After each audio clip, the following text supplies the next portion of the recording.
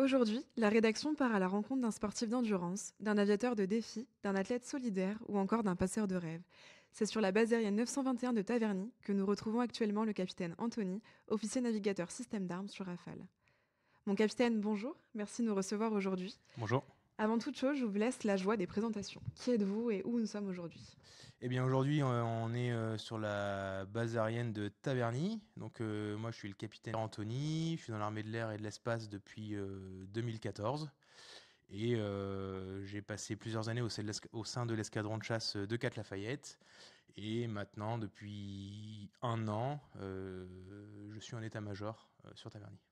Je reviendrai sur votre parcours militaire un peu plus tard, mais d'abord, j'aimerais revenir sur cet été.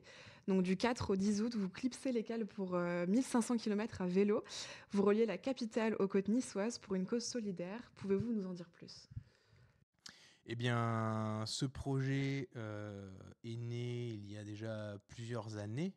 Il a mûri au fil des mois, mais ça faisait déjà 2, 3 ans que je réfléchissais à donner un autre sens à tout le sport que je pouvais faire au quotidien.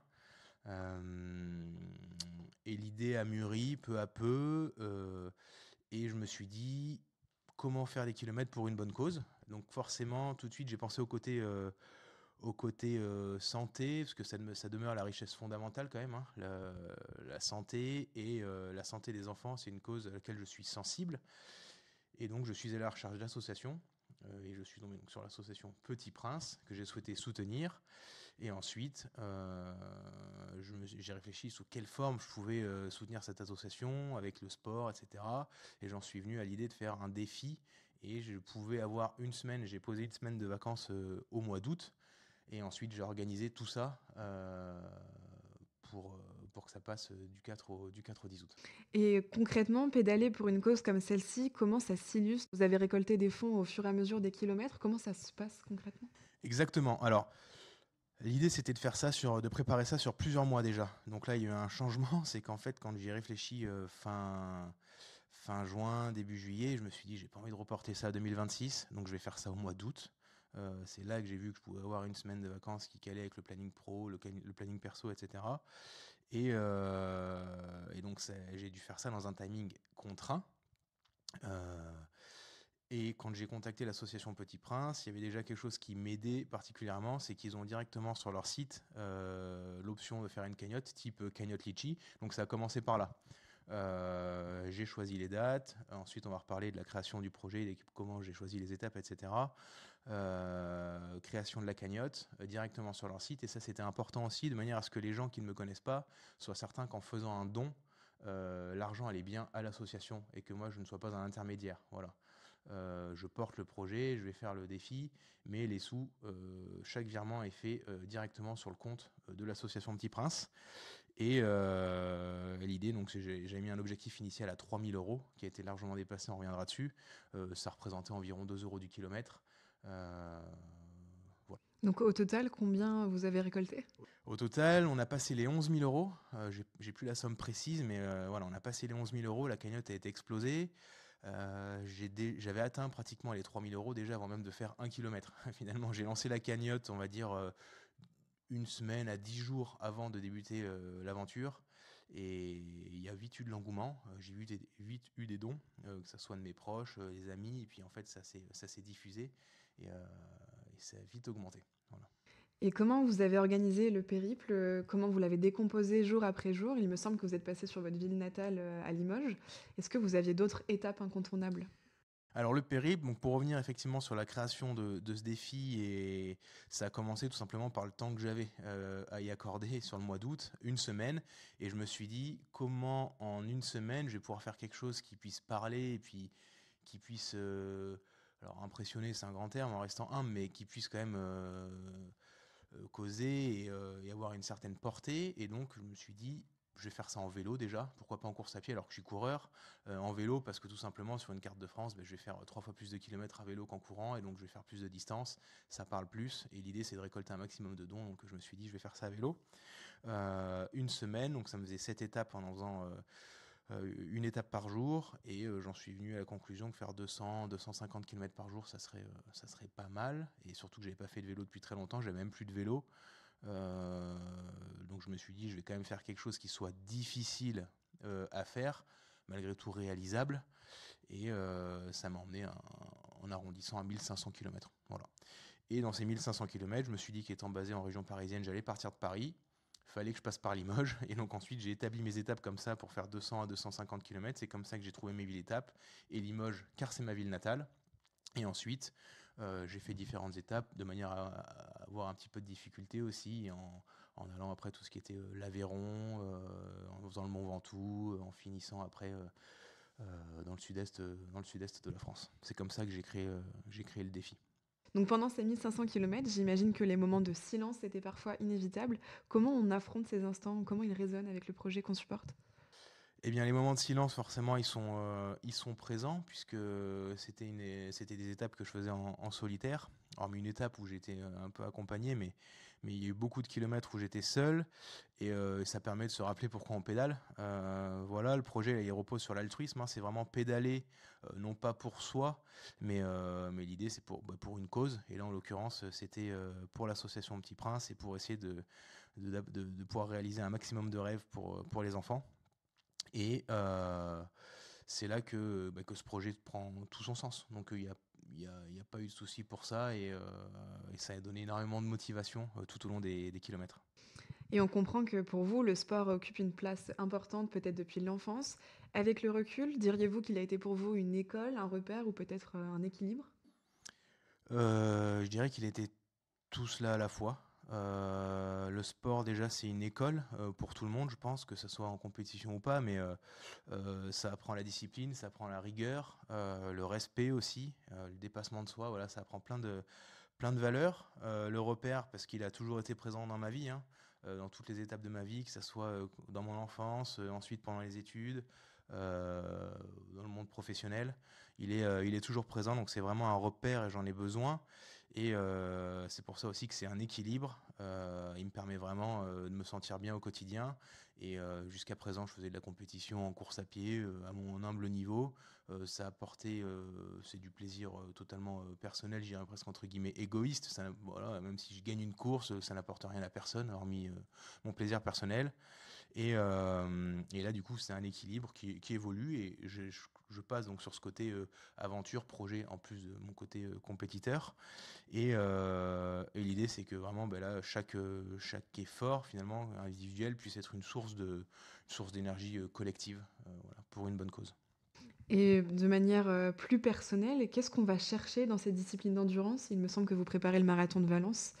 Oui, exactement. Ça va être d'ailleurs mon premier marathon. Ce que je vais chercher, c'est le dépassement de soi. Ça m'apporte, voilà, c'est vraiment un équilibre et j'aime ce côté liberté. C'est pour ça que je pratique des sports d'endurance et notamment puis les sports en extérieur, que ce soit la course à pied ou le vélo. Euh, c'est vraiment quelque chose que j'apprécie. J'ai ce côté compétiteur quand même, donc je me donne des objectifs comme là le marathon de Valence que je vais aborder avec humilité et on verra si je tiens les allures et les objectifs que je me donne, les objectifs pardon que je me donne sur la distance. Et comment vous arrivez à concilier vie militaire à vie de sportif? Comment ça s'inscrit dans votre quotidien? Je me suis toujours adapté par rapport au contexte et ça se conjugue très bien. Voilà, alors je fais quand même beaucoup de sport. Des fois, je fais de l'entraînement bi-quotidien, donc parfois je vais m'entraîner avant d'aller au travail et puis ensuite le deuxième entraînement il sera après le travail.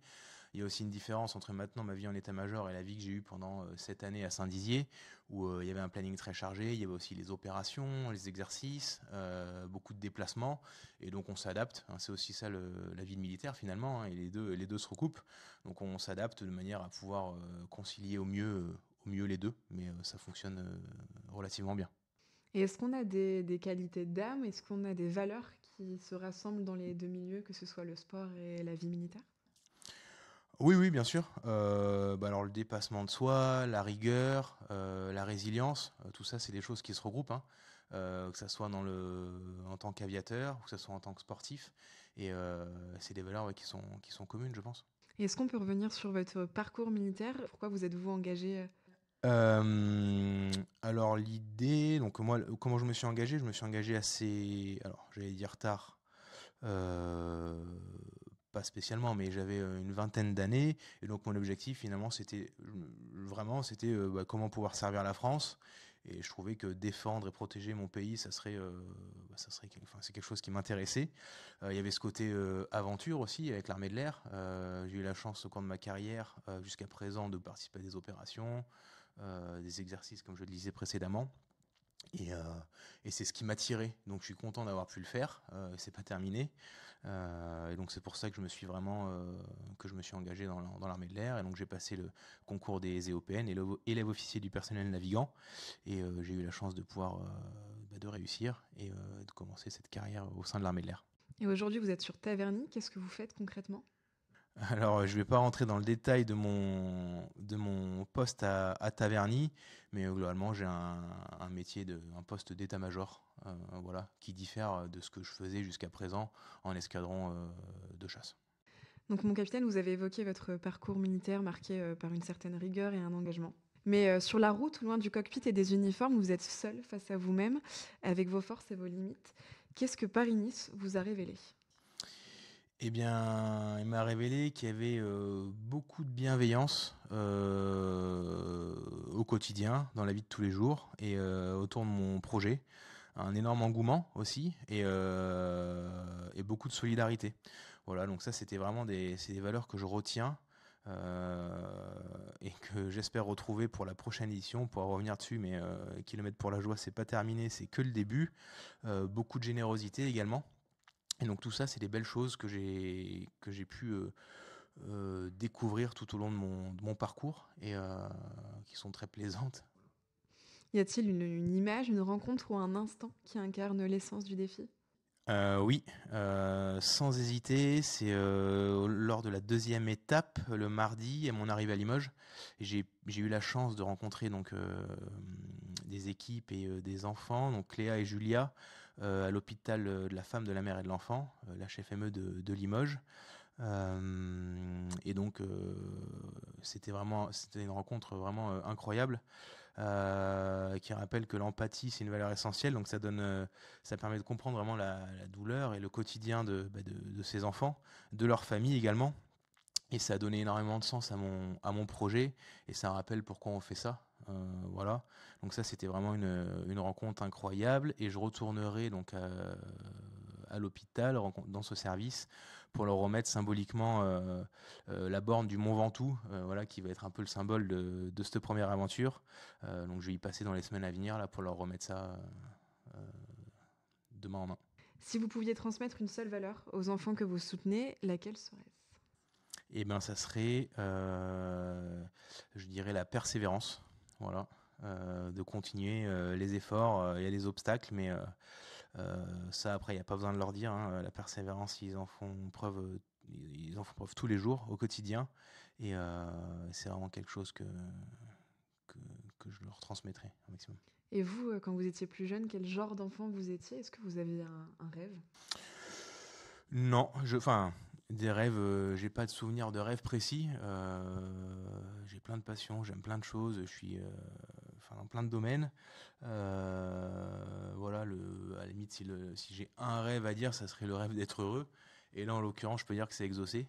Donc, à ce niveau-là, tout va bien. Et des rêves, j'en ai plein d'autres et j'espère les réaliser dans les années à venir. Kilomètres pour la joie, c'est le nom de votre prouesse sportive. J'aimerais alors vous demander, la joie, qu'est-ce que ça signifie pour vous? Euh, eh bien, alors celle-là, je m'y attendais pas. La joie, c'est être heureux, c'est être optimiste, c'est passer du bon temps et avoir le sourire, je pense. Et c'est donc ce que j'essaye de transmettre humblement au travers de cette action aux enfants et puis au travers de l'association Petit Prince. Et quand vous dites que c'est que le début de Kilomètres pour la joie, qu'est-ce qui vous attend pour la suite? Alors, ça, des projets, j'en ai plein. J'ai une liste énorme, donc je vais faire quelque chose de plus grand, c'est sûr, pour la prochaine édition, qui aura certainement lieu à peu près à la même période, en courant d'été, on va dire. Euh, et donc, je vais faire ça peut-être sur plus de temps ou alors plus de distance. Je vais peut-être avoir un défi aussi chronométrique. Je vais organiser ça différemment. Là, il faut savoir que la première édition, je l'ai organisée en moins d'un mois. Et je suis vraiment surpris de l'engouement qui est autour du projet, de la somme récoltée, de la volonté également des médias, de l'Armée de l'air et de l'espace également de relayer mon projet. J'ai eu aussi un reportage sur France 3, etc. Mais tout ça, ça s'est fait qu'en quelques semaines. Et là, je me dis qu'en préparant ça sur plusieurs mois, je vais pouvoir vraiment faire quelque chose de beaucoup plus gros. Et dans l'unique but, encore une fois, de récolter un maximum de dons pour les associations, pour l'association. Donc là, je vais faire quelque chose vraiment en cherchant des partenaires également privés, des professionnels, pour récolter des sommes plus importantes.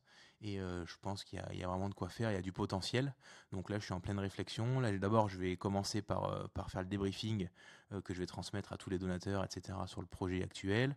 Je vais aller remettre le chèque symbolique de la somme directement au siège de l'association à Paris. Aller remettre la borne donc, du Mont Ventoux à l'hôpital Mère-Enfant de Limoges. Et ensuite, je me tournerai sur cette deuxième édition. Mais on reviendra dessus, je pense, et il y aura de quoi, il y aura plein de choses à dire. Mais très honnêtement, 1500 kilomètres, je pense qu'on n'est pas tous capables de les avaler. Comment on se prépare à ce genre de défi sportif? Eh bien, alors ça, préparé, je me suis pas trop préparé, à vrai dire, pour être honnête. J'avais plus de vélo, j'ai récupéré mon vélo, j'en ai acheté un, Culture Vélo Limoges. 2 semaines et demie avant l'aventure, j'ai fait une dizaine de sorties, dont la dernière à un peu plus d'une semaine du défi, où j'ai essayé donc de faire 200 km. J'avais déjà annoncé la distance, les étapes et tout ça, j'avais fait tout le projet, mais j'avais jamais fait 200 km finalement à vélo. Donc je l'ai fait, ça s'est très bien passé. Donc ça, c'était vraiment le côté préparation physique. Après, je viens pas de nulle part non plus, parce que je fais du sport au quotidien, mais en tant que course à pied. Mais il y a une grosse différence entre faire des séances de course à pied, même si on court tous les jours à 1 heure et demie. Il y a une grosse différence entre courir 1 heure et faire 8 heures de vélo. Voilà. Malgré tout, j'ai un passé de cycliste, donc je pense aussi que c'est pour ça que ça s'est bien passé. Ça, c'est vraiment le côté physique. Après, le côté logistique, il a fallu donc le vélo, mais j'avais plus de tenue de vélo, j'ai plus rien en fait, donc j'ai dû tout racheter sur mes propres frais. Hein. Je rappelle qu'il n'y a pas les dons, ça me sert pas à me payer un vélo, hein, pas du tout. Donc toutes les dépenses, même tout ce qui a été hôtel, etc. Ça fait partie de la préparation, réservation d'hôtel. Les restos le soir, etc. Donc tout ça, c'était à mes frais. Ça fait partie de la préparation. Aussi le côté alimentation, c'est quelque chose auquel on pense pas forcément comme ça, mais pour faire 250 bornes à vélo, finalement, il faut quand même avoir un petit plan de nutrition et d'hydratation. Une semaine où il a fait chaud aussi. Donc ça fait partie de la préparation. Et avoir tout ce qu'il faut en vivre. Il y a aussi beaucoup d'arrêts dans des boulangeries ou autres pour faire le plein. Et donc tout ça, ça fait partie un petit peu de la préparation, en plus de la préparation physique et la préparation vraiment logistique, etc., qui a été fait donc le mois précédent l'aventure. Et vous parlez d'alimentation, le mental dans tout ça, quelle place il occupe? Est-ce que l'envie, pardon, d'abandonner est là parfois avec la fatigue ou alors votre persévérance vous a amené jusqu'au bout? Oh non, j'ai jamais eu envie d'abandonner. C'est pas trop mon genre, je dirais. Maintenant, si j'avais dû arrêter pour des raisons physiques, parce que j'étais blessé ou autre, évidemment, je l'aurais fait. J'aurais pas mis ma santé en jeu non plus, ça aurait été ridicule. Mais là, à aucun moment, même s'il y a eu des phases un petit peu de fatigue, j'ai quand même fait des nuits assez courtes. Euh, il y a eu des phases un peu de fatigue, des fois sur des portions, là, pendant 1 ou 2 heures, on a un petit coup de mou, etc. Mais à aucun moment j'ai pensé abandonner. Et physiquement, ça s'est relativement bien passé. D'ailleurs, c'était une très bonne surprise, parce que comme je vous le disais auparavant, j'avais pas fait 200 km à vélo, j'ai eu très peu de préparation en vélo. Donc je me suis dit qu'après 2 ou 3 jours, ça allait être vraiment compliqué. Et finalement, le matin, en repartant, je n'avais pas spécialement de douleur aux jambes, etc. Donc c'est pour ça aussi que je me dis pour l'année prochaine, je vais faire quelque chose de plus dur. Voilà, peut-être avec des défis chronométriques pour rouler plus vite encore, ou plus de kilomètres, je vais voir, mais jamais venu l'envie d'abandonner. Et qu'est-ce qu'on peut vous souhaiter pour la suite justement? Eh bien, un maximum de dons. Voilà, si on peut me souhaiter, c'est pas quelque chose pour moi personnellement. Là, je fais pas ça pour moi. Je fais ça encore une fois pour récolter des dons pour réaliser un maximum de rêves. Donc, écoutez, vous pouvez me souhaiter un maximum de partenaires, des dons de professionnels, d'entreprises. Voilà, et d'avoir un maximum de relais pour la prochaine édition.